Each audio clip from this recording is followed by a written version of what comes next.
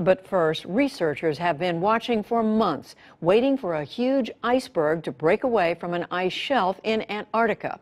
That break was confirmed today. And just to give you a sense of the size, the volume of the iceberg is said to be twice as large as Lake Erie. This fast-growing rift in the Antarctic ice just created one of the largest icebergs ever recorded, about the size of Delaware, weighing more than 1 trillion tons. Finally, sometime between Monday and today, the Larsen C ice shelf became 12% smaller. We return now to the top story of the day, Donald Trump Jr.'s release of emails showing he met with a Russian lawyer during the 2016 presidential campaign in hopes of gaining damaging information about Hillary Clinton. If I listen long enough to you. Category 5 hurricane. White House under siege by Trump Jr.'s Russia revelations. Today, I turned on the TV again, and all the Western channels are discussing only this. It is amazing how serious people can make a mountain when there might not even be a molehill. And today came a big change. A string of emails showing a Trump campaign willing to let the Russian government help win them the election. After 3 days of headlines and under threat of reading them first in the New York Times, Donald Trump Jr., the president's eldest son, released a chain of emails from and to his British contact, Rob Goldstone, saying a Russian official could provide official documents and information that would... The cast of characters is growing in the Russian collusion scandal as President Trump's son comes under more scrutiny. And Donald Trump Jr.'s own words of denial could be coming back to haunt him. Another player has emerged in a June 2016 Trump Tower meeting between Donald Trump Jr. and Russian lawyer Natalia Veselnitskaya. Despite Trump Jr.'s insistence he disclosed everything there was to know about the meeting with the release of several emails Tuesday. Now comes news that Russian-American lobbyist Rinat Akhmetshin was also in attendance. Akhmetshin told the Associated Press he was in the room for the 20 to 30-minute meeting with Trump's eldest son and Veselnitskaya. That also included publicist Rob Goldstone, campaign chair for Paul Manafort, and Donald Trump's son-in-law, Jared Kushner. Back now to that meeting between Donald Trump's inner circle and a Russian attorney last summer. Titanic facts have now emerged. Their importance cannot be overstated. The conclusion they lead to cannot be avoided. We have all been right all this time. The essence of the conspiracy case against Donald Trump, his presidential campaign, his presidential administration, and the government of Russia has, for all intents and purposes, been proven. Those emails, of course, have been in the headlines all week. Critics of this White House say this is now clear evidence of collusion between the Trump campaign and the Kremlin. We're now beyond obstruction of justice in terms of what's being investigated. This is moving into perjury, false statements, and even into potentially treason. Right? There's been a confession. The worst case scenario that anybody imagined at the start of this scandal has just been not just documented by investigative reporting, it is not contested to. It is a conspiracy.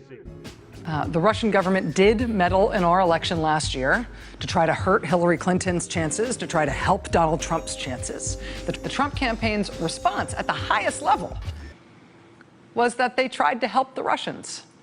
Was it illegal for Trump Jr. to have met with this Russian attorney? It's a very close call. What's the significance that this meeting even took place?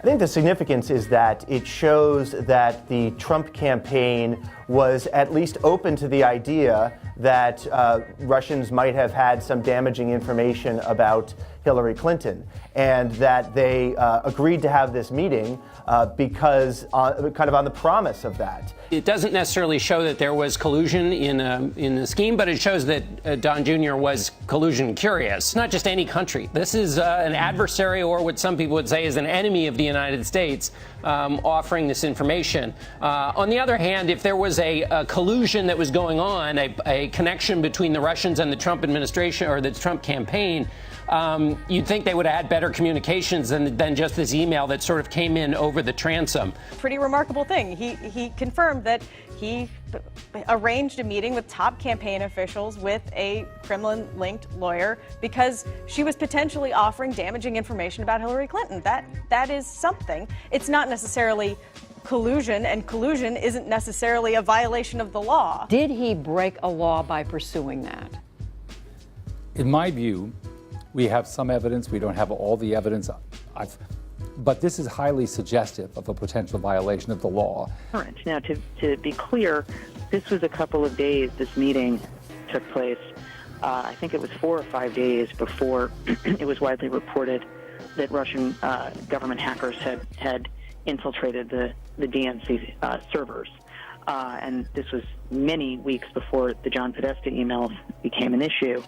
And they're not even 6 months into this administration, and they're confessing to colluding with the Russians during the campaign. Conservative media have started to raise questions about whether there is something untoward or scandalous about how that Russian woman who came to Trump Tower and took that meeting got permission to enter the United States last summer to take part in that legal case about the money laundering. On that same visit where she also took that meeting in Trump Tower. And I know that it just sounds like that was a list of dots without connections between them. That's how I mean to put it out there. For sure that this particular lawyer was working as a agent of the Russian government for a very important project for Vladimir Putin, and so this would make sense and fit right into the whole picture of them trying to influence U.S. policy through Donald Trump.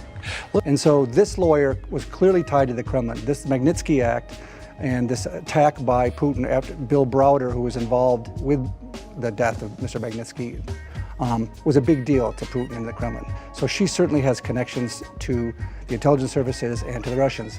So what they would be doing here, the notion that she came there to ask about Hillary Clinton, the substance of that meeting, whether it was about adoptions or not, is less important than the fact that by putting out there what they wanted to talk about, they were testing the Trump campaign. He is a well-connected lawyer in Russia who has been very active in the United States in the legal side, but also on a lobbying on the lobbying side to try to repeal the Magnitsky Act. And so people in Washington, she's known to people in Washington because she's been active, and her lobbying and legal interests are certainly in line with those of the Kremlin. She is well connected, as I said, back in Russia with family connections, and we now understand that the meeting was brokered by an associate of Donald Trump Jr., a man named Rob Goldstone, who's a record producer. It is a conspiracy.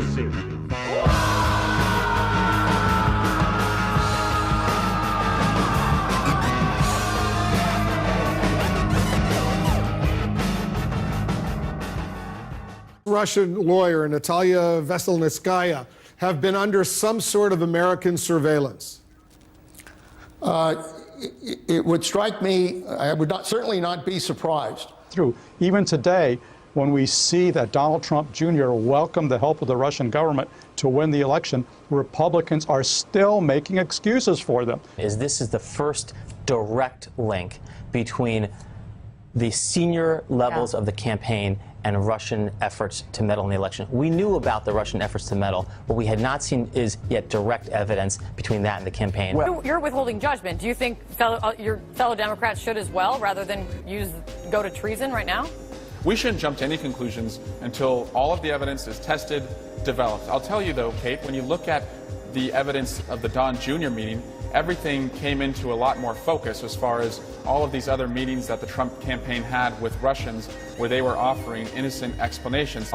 Denied to the Washington Post that he served as a Russian intelligence agent, saying, "I never worked for the Russian government. I served as a soldier for 2 years. At no time have I ever worked for the Russian government or any of its agencies." She worked as a lawyer for Previson Holdings, which also had Fusion GPS on the payroll. A report from Mother Jones claims a Russian operation has been working for years to cultivate and assist Donald Trump. Now, the story says that a former senior intelligence officer claims he gave the FBI evidence that, quote, there was an established exchange of information between the Trump campaign and the Kremlin of mutual benefit.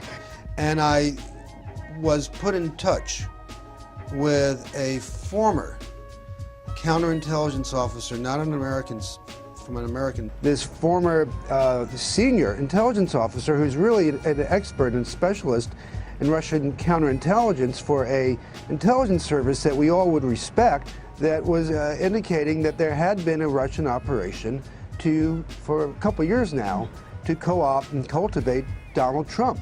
Came to the conclusion from talking to his sources that for years, for 5 years or so, Russian intelligence had an active program to, as he put it, co-opt or cultivate Donald Trump. Is a White House cover-up led by Donald Trump to hide a conspiracy with Russia.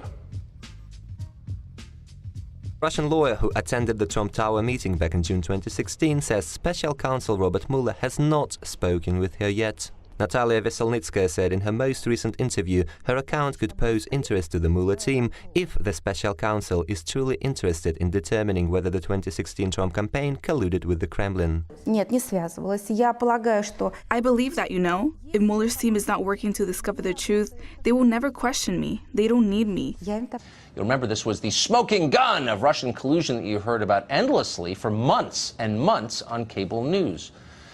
Well, that one meeting was going to bring down the administration. If you were conducting an investigation into Russian influence in the 2016 election, Veselnitskaya, of course, would be one of the very first people you would talk to. In a recent interview with the Associated Press, Veselnitskaya, the same one, says that she was never even contacted by special counsel Robert Mueller. She's done no interviews with any federal investigators. That's what she says. Huh? How can that be? Well, if it's true, it's shocking, but it's only shocking if you still think this investigation is actually about Russian collusion. Because how could you skip her? Well, if we're going to take this lawyer at her word, we've got to take Bob Mueller at his word. Ignoring her isn't possible if what you're trying to discover is whether or not the Russians played a role in the outcome of the 2016 election. And that there's probably a reason why she hasn't been contacted yet. I mean, the investigation's not done. I imagine that if she has something that's material to the case, that they determine is material to the case, that they'll talk to her. Material to the case? I mean, she is the case. So far, the Russian lawyer's story has mostly confirmed the Trump Tower meeting revolved around matters pertaining to events which preceded the 2016 Trump campaign by years. It's why I think that we're still at the tip of the iceberg. This much ice, losing ice that represents roughly the state of Rhode Island in a month and a half, just far exceeded anybody's expectations of what could happen and the time scale that it could happen in. So it was kind of like we have to rethink things here a little bit. I mean, this was a wake-up call. Very strong pile of evidence indicating it is linked to climate change. Analysts think that that's really just the tip of the iceberg.